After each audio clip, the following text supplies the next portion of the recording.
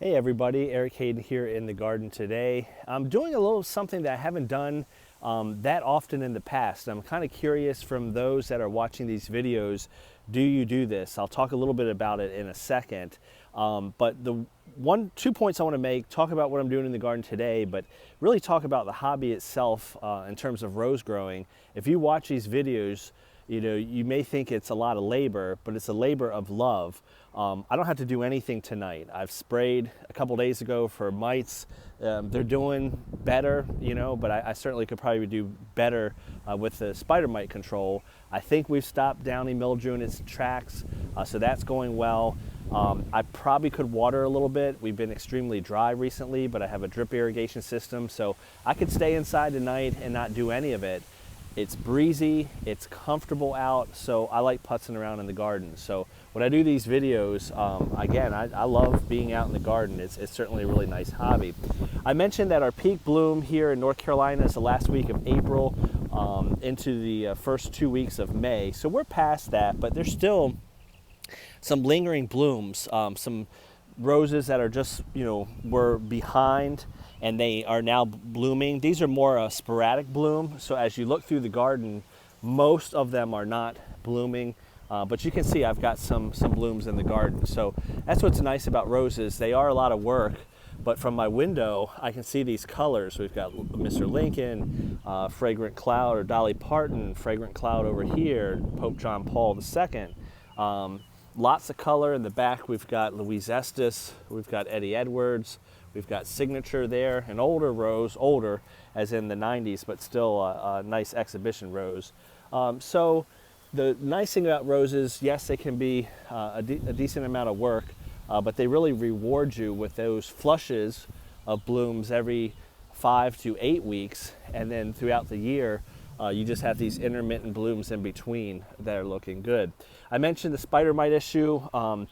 I wouldn't say it's out of control, but we've been so dry. I'm doing the best I can with miticides and spraying the leaves. I'm just not going to worry about it too much. It is what it is. You're never going to have a perfect garden in terms of no insects or disease. It's just a little surprising because I don't have any black spot, and that's usually our biggest issue here. Anywho, this is Let Freedom Ring, one of the tallest bushes I have in the garden. I'm going to have to measure it. I'm going to guess 7'5". So that's tremendous for the first half of June.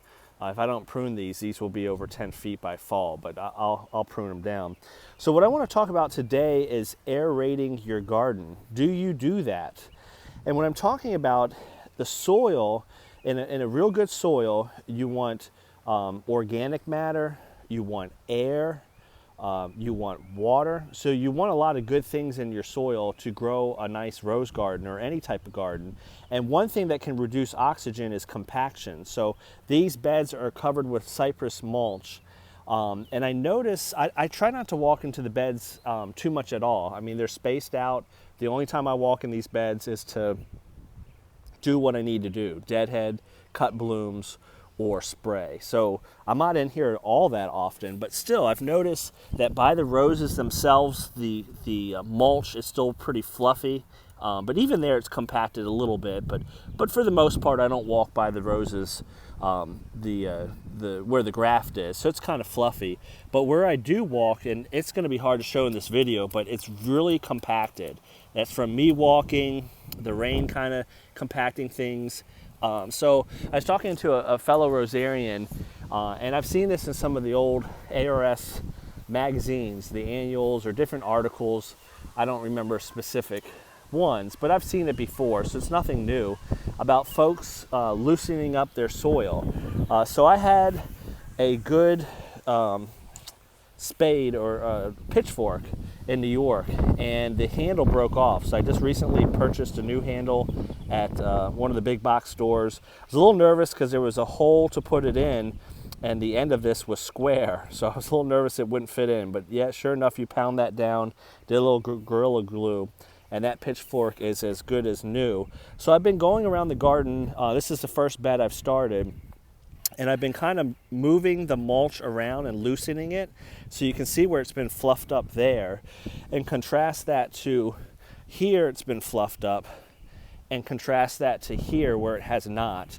and you might get to see how compact the soil is. So I'm going to do this in all the beds. If you look really carefully, you can see at the very, very top that alfalfa pellets I put down has pretty much broken down. And maybe there's a teensy bit of fertilizer left. So I'm going to rake this garden out just lightly with this pitchfork. It does not take much effort. And once I do that, you'll see that I have a good 3 to 4 inches of mulch on the soil itself. And then below it is my soil. Then I'm just taking the pitchfork and just poking a couple holes in the soil itself, just opening things up. I've got to be careful because I've got drip irrigation under here, so I'm kind of avoiding the middle part of the garden, not getting too close to the roses. I don't want to really damage the roots, but a little root, pruning here and there with a pitchfork is not gonna do a major thing to your garden. So this is a pretty quick video. My goal is to loosen up everything. And then I think I'm debating whether or not to put another pre-emergent out.